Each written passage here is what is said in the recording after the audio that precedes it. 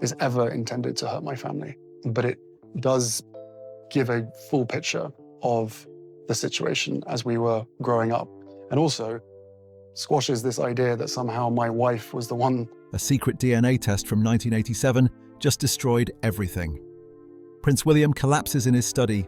Prince Harry can barely breathe. The laboratory results are undeniable.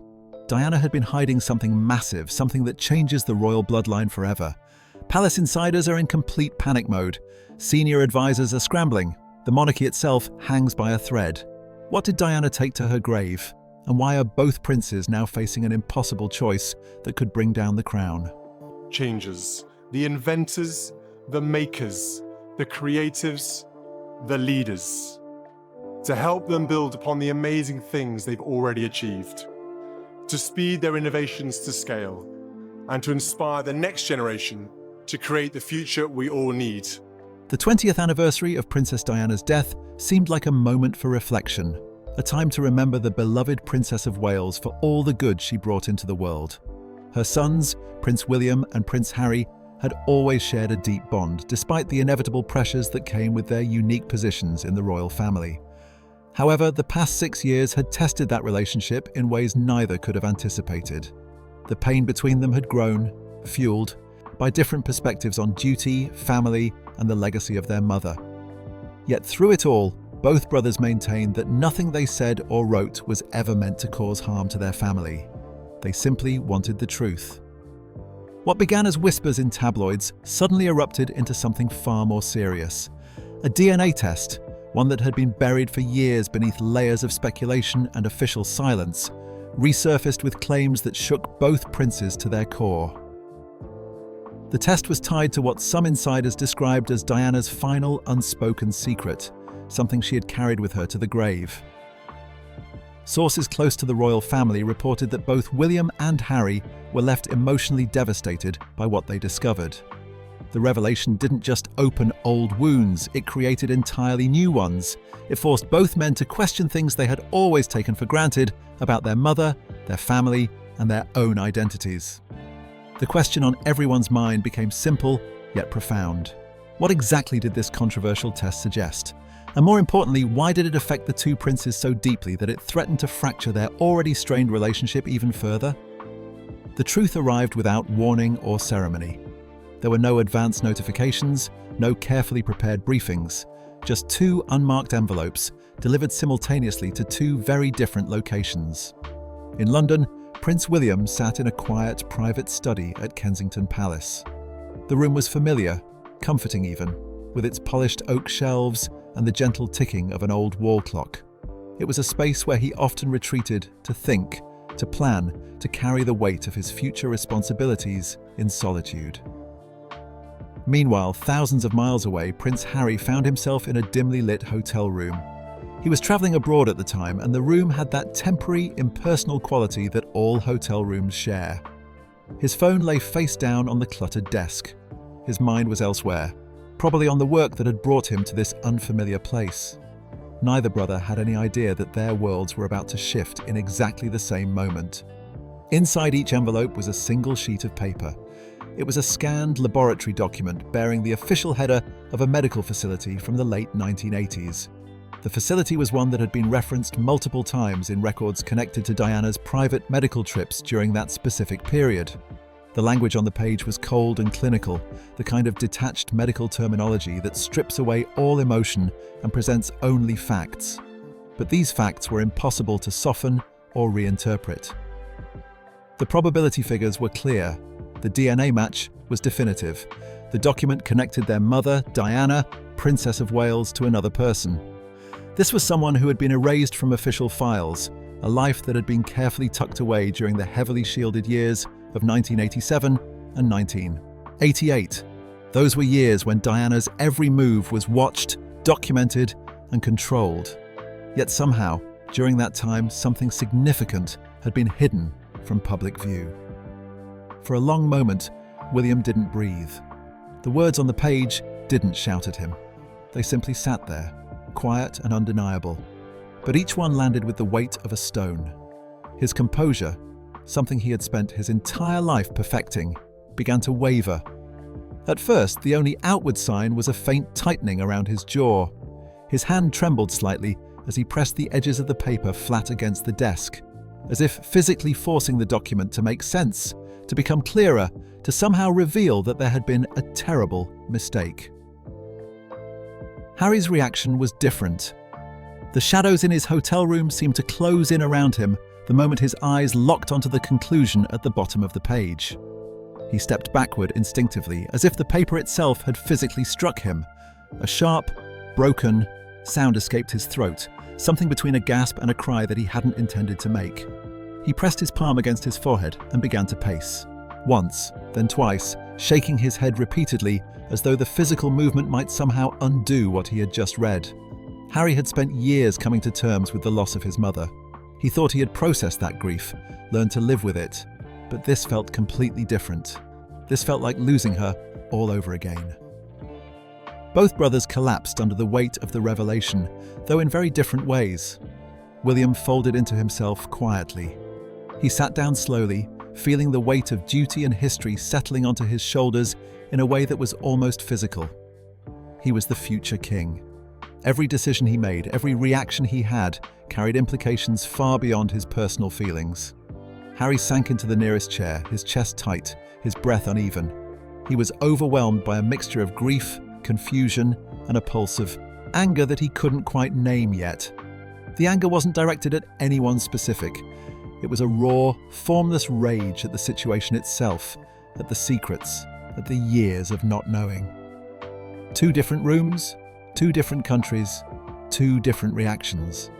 But the same shattering truth hung between them, connecting them even in their separation.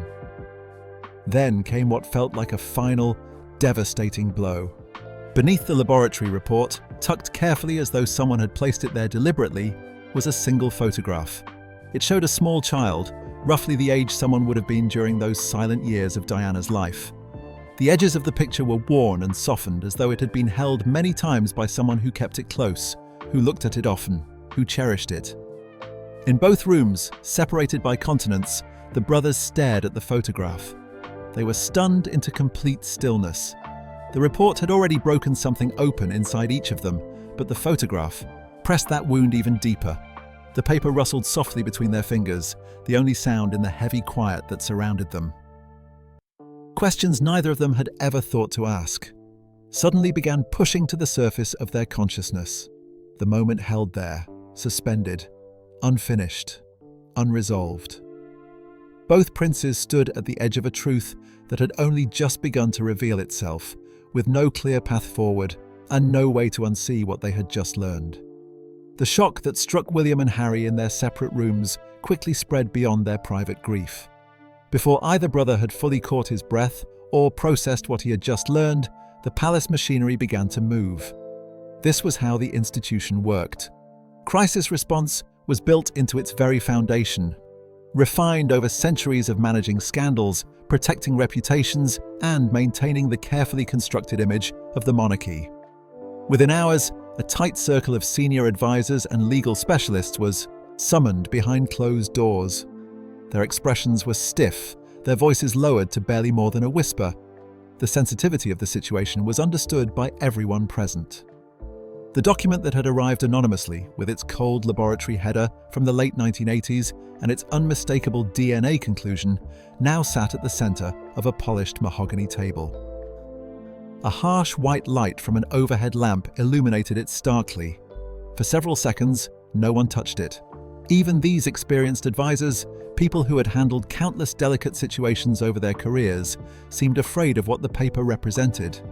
The atmosphere in the room was clinical, almost surgical, as though emotion had to be kept firmly outside the door.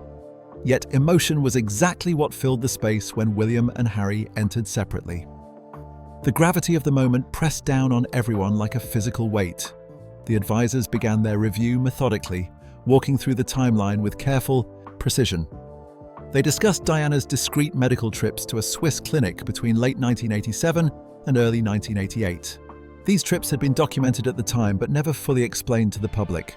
They examined the abrupt silence in the records that followed those visits, the missing entries that had long been explained away as private matters deserving of discretion and respect. They also addressed how Diana's death on August 31st, 1997, had allowed certain papers to quietly disappear. This wasn't presented as a conspiracy, but rather as a practical matter of protecting her legacy during a chaotic and emotionally charged time. The facts themselves were not entirely new. Historians and royal watchers had long noted gaps in the official record from that period. What was new, devastatingly new, was the meaning behind those gaps. The context had changed everything. What had once seemed like routine privacy protection now appeared to be something far more deliberate. William listened in absolute stillness. His face remained controlled, his posture erect, but the tension in his jaw betrayed the battle raging inside him. His thoughts stretched far beyond the paper sitting on the table in front of him.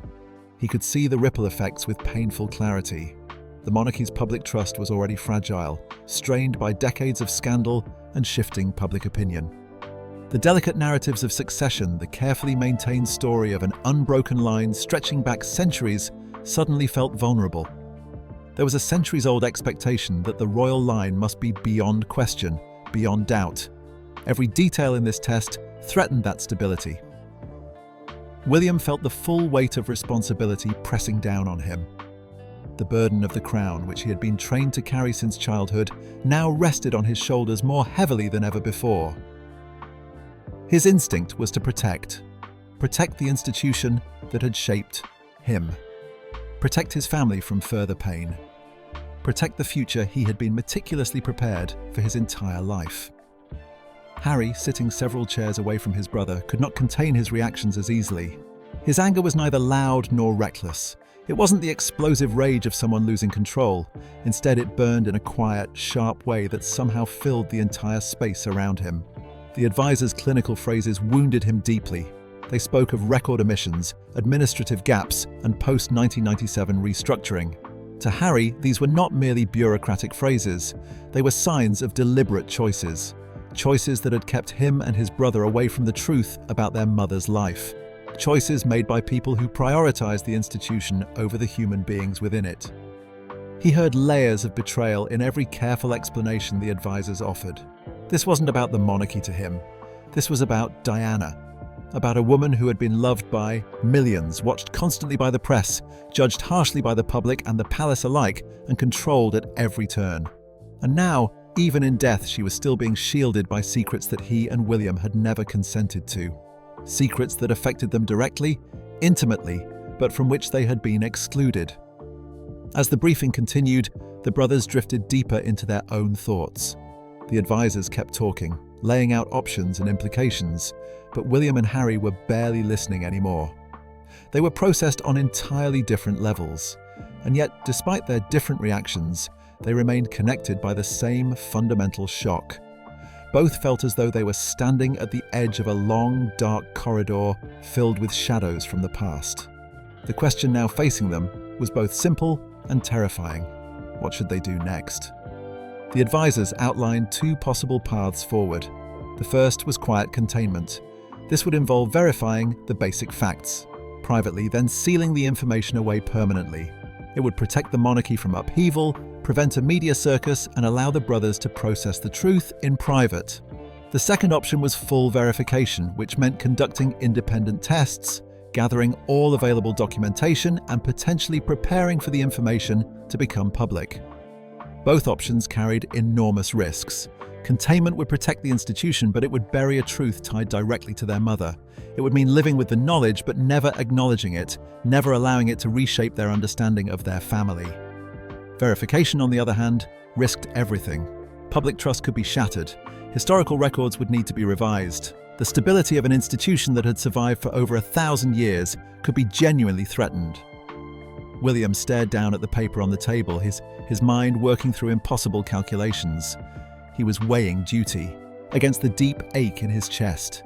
He was trying to balance what he had been trained to do with what he felt was right. Every fiber of his upbringing told him to protect the crown, but a growing part of him wondered at what cost. Harry looked up, his eyes sharp with a resolve that surprised even him. He was unwilling to let silence bury another piece of Diana's story.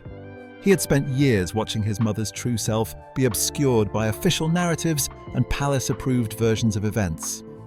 He had watched her struggle against the constraints of royal life, seen her try to live authentically within an institution that demanded conformity.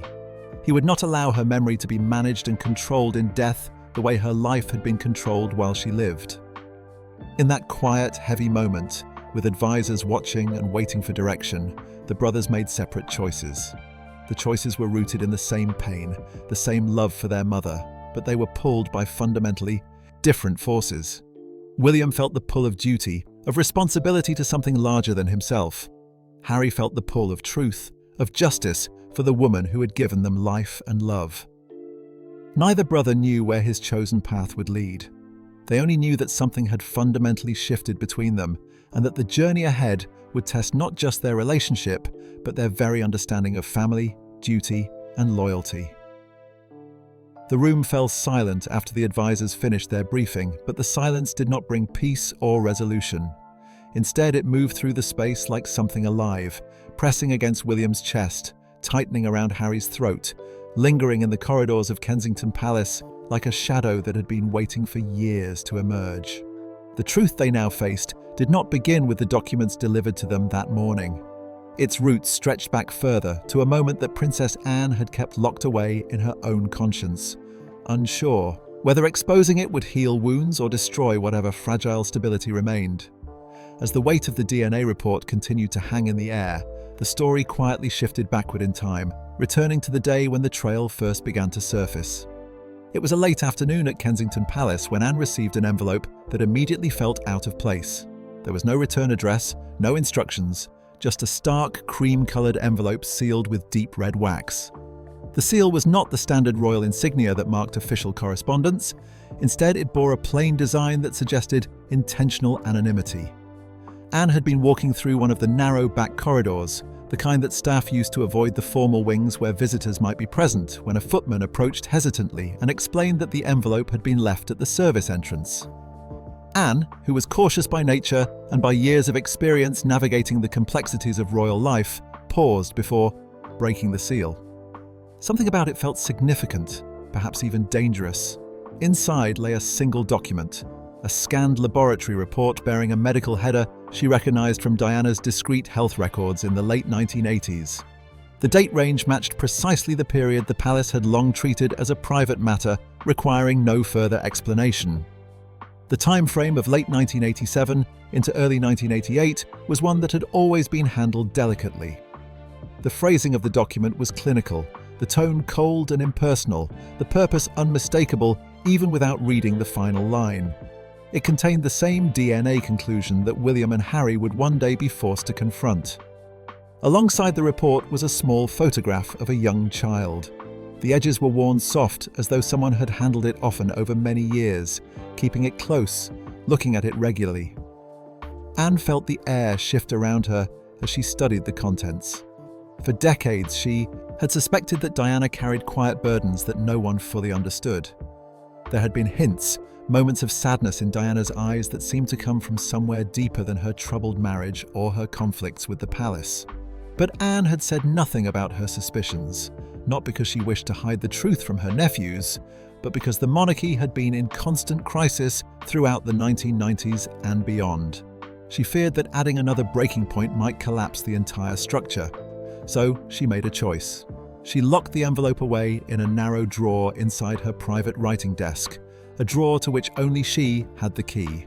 And there it remained, untouched and unmentioned, as the years moved forward and the palace changed around it. Now, seeing William and Harry shaken by the same revelation she had once held in her own hands, Anne realized that silence could no longer serve anyone. The time for protection through secrecy had passed. She reached out, quietly first to William because protocol dictated that as the heir, he should be informed first, then to Harry because she knew the truth belonged to both of them equally. She revealed how the envelope had arrived years earlier, how long she had kept it hidden, and why she had struggled with the decision. She did not defend herself or make excuses. She only explained her reasoning, flawed as it may have been. Her confession hit both brothers differently. William struggled to keep his expression calm and controlled, even as frustration twisted inside him. Each new detail felt like another thread unraveling from the tapestry of royal history he thought he understood. Each revelation threatened his fragile sense of control over a story that now felt dangerously alive and unpredictable. Harry, meanwhile, felt the floor shift beneath him once again. Another person he trusted, another member of his family had known something, even if only a piece of the puzzle, and had kept it locked away. Yet neither brother could blame Anne fully. They understood the impossible position she had been in. Her decision to step forward now, to finally reveal what she had kept hidden, connected the final dots that had remained scattered for years. Whether they liked it or not, her envelope formed the beginning of a trail they could no longer avoid following. With Anne's revelation providing a starting point, the investigation truly began. The search started in the archives, and it felt almost like something from a film. Heavy drawers sliding open on old brass runners, boxes carried carefully to long wooden tables, pages flipped beneath dim overhead lights that cast everything in shades of amber and shadow. Soft cotton gloves were slipped on and off repeatedly, and every item was handled as though it might crumble from age or from the sheer weight of what it contained. The first materials brought forward were the Swiss medical records connected to Diana's private visits between late 1987 and early 1988. The files appeared neat and orderly on the surface, professionally maintained, but the gaps revealed themselves quickly to anyone looking closely. Redacted lines ran through key entries, black bars obscuring information that someone had deemed too sensitive to preserve. Appointment logs showed visits without explanations of their purpose. And then there was the administrative ledger from the clinic in Switzerland itself. A single notation referenced a special consultation, followed by an internal code tied to a senior physician who had resigned abruptly in the early 1990s. No explanation for the resignation was ever recorded. The deeper William and Harry went into the archives, the more the silence became its own language. The absence of information spoke as loudly as any document could have. Every gap told a story of deliberate choices made by people who believed they were acting in the best interests of the crown. William approached the material with controlled precision. He sat for long stretches without speaking, scanning each page twice, sometimes 3 times. His mind worked to map the implications before he even spoke them aloud. Every redacted line raised constitutional questions in his mind. Every missing entry felt like a crack in the foundation of the institution he was expected to uphold and eventually lead. He quietly reached out to trusted archivists, legal experts, and advisors who he knew understood how fragile a royal narrative could become when even one piece of the lineage was called into question. He did not panic, but the worry was visible to those who knew him well. It moved behind his eyes, a careful calculation of what could fall apart if the truth was confirmed publicly. Harry, on the other hand, could not sit still for long. Each missing detail felt deeply personal to him. Every crossed-out line felt like a deliberate attempt to hide something from him and William, not for their protection, as the palace might claim, but for control. For the convenience of an institution that valued its image over the humanity of the people within it. He found himself growing angrier, not at the pages themselves, but at the people behind them. The ones who for years had treated these details as mere administrative issues, as problems to be managed rather than as matters of human consequence.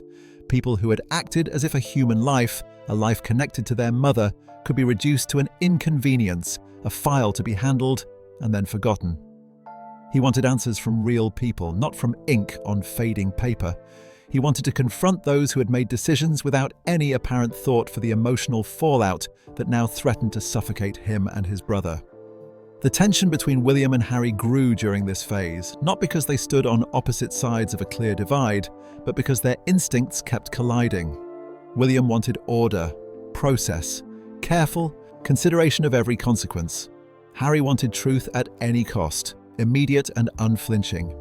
William feared the collapse of an institution that was already fragile and under constant public scrutiny. Harry feared the erasure of a life tied to Diana, a life that someone had hidden long before either brother had a chance to understand what it meant. Yet neither could move forward alone. Every new document they uncovered led to another question that required both of their perspectives to fully understand. Every discovery added weight to the same fundamental truth. They were now bound to this investigation together, whether they approached it calmly or with fire burning inside them.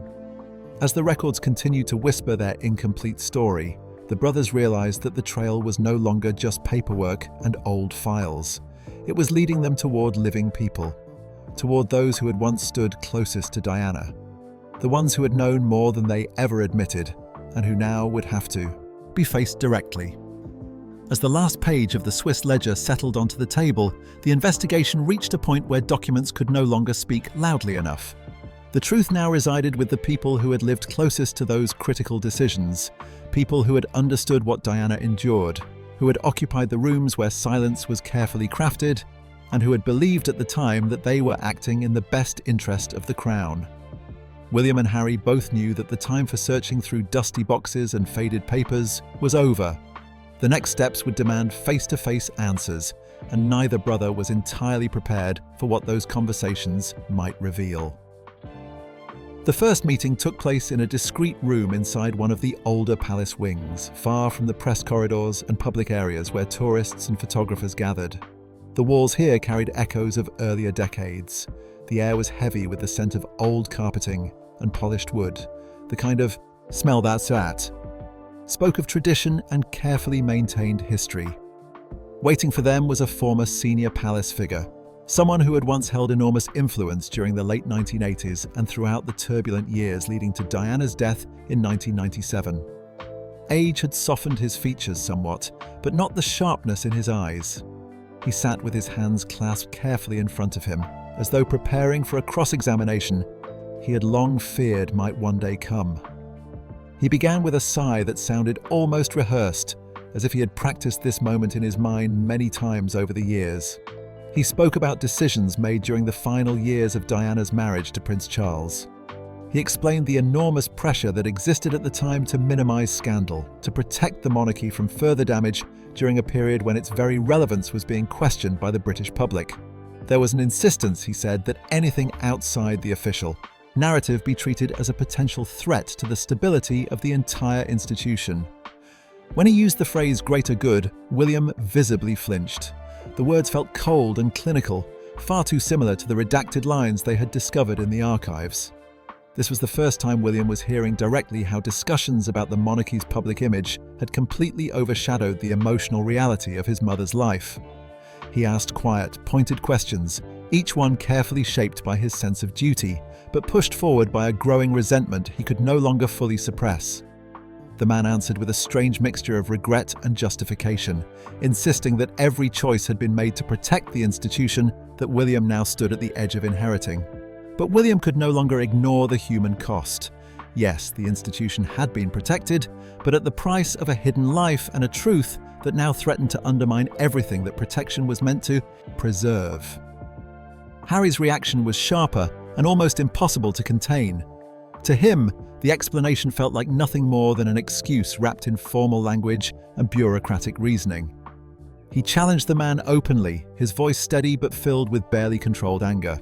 He asked how anyone could claim to have been protecting Diana while simultaneously burying something so significant, something tied directly to her humanity and now to both of her sons. Harry's anger trembled in his voice, not reckless or out of control, but raw and deeply felt. Each answer the man provided felt like a wound reopening, like salt being poured into injuries that had never properly healed. The second meeting proved no easier than the first. They sat across from a woman who had once held considerable social influence within royal circles. Her connection to the hidden knowledge was not administrative in nature, but strategic and political. She had used whispers about Diana's private life to strengthen her own standing in certain circles, carefully shaping narratives, choosing what to reveal and what to hide based on what served her purposes. Her tone during the meeting was calmer than the previous advisors, even elegant in its delivery, but it carried the sting of someone who had always believed she understood the game of royal politics better than anyone else. She offered her version of events with a detachment that chilled both brothers. She insisted that hiding the truth had been a necessary act, a way to preserve dignity for everyone involved, and prevent the kind of chaos that could have torn the monarchy apart during an already vulnerable period. Again, the phrase "greater good" surfaced, this time spoken with a kind of practiced certainty that made it clear she had told herself this story many times over the years and truly believed it. Harry's jaw tightened visibly. William's hands folded in front of him on the table, his knuckles white as he attempted to steady his rising temper. In that small, airless room, two moral collapses unfolded. They were not physical collapses, but something deeper and more fundamental. William felt the crushing weight of what all this meant for the monarchy's future. Every revelation seemed to chip away at the foundation he was meant to build upon. Harry felt the weight of what it all meant for their mother's humanity, for her right to have lived her life on her own terms rather than as a figure to be managed and controlled. And in the tension that filled the space between confession and justification, between regret and continued defense of past actions, the brothers saw with perfect clarity what had happened. The truth had never been lost through accident or oversight. It had been chosen, deliberately shaped, and then locked away by people who believed they had the right to make that choice. The conversations with those who had guarded the truth left William and Harry shaken in profoundly different ways. Yet both reached the same inevitable conclusion. No explanation, no apology, no amount of justification could satisfy what now stood before them. If the documents were real, if the reports were accurate, if the confessions they had heard held any truth, then there was only one path left to follow. They had to meet the person whose existence had been hidden for decades, whose life had been kept separate from theirs by decisions made long before any of them could have understood the consequences. The decision was made quietly, with no press involvement, no advisors present, no palace officials managing the details. Just the two brothers following a trail their mother had once tried to shield from the world, for reasons they were only beginning to understand. Every arrangement was handled with absolute discretion. The meeting would take place abroad, in a country that belonged to neither the crown nor to memory. The location was chosen specifically for its neutrality, a place where royal titles would dissolve, at the door, and where the weight of monarchy could not intrude or influence what needed to happen. There were no portraits on the walls, no guards standing at attention, no ceremonial quiet. Only a modest room with bare walls and simple furniture. The unsettling knowledge hung in the air that whatever happened inside that room would change all three lives permanently and irreversibly. When the man entered, recognition was instant. Though neither William nor Harry had ever seen him in person before, they knew him immediately. Something in his eyes carried an unmistakable familiarity. The shape of his mouth, even the way he held himself, carried Diana's imprint in ways that could not be denied or explained away. He was older now than the child in the worn photograph that had been hidden inside a sealed folder for so many years. But the resemblance was undeniable. It landed not as a shock because they had been preparing themselves for this moment, but as a deep ache. A reminder of the woman they had lost and of the part of her life they had never been allowed to know or understand. The first moment stretched in heavy silence. No one knew how to begin a conversation like this. What words could possibly bridge the gap of decades? The man stood calmly, but there was a fragility beneath the calm exterior.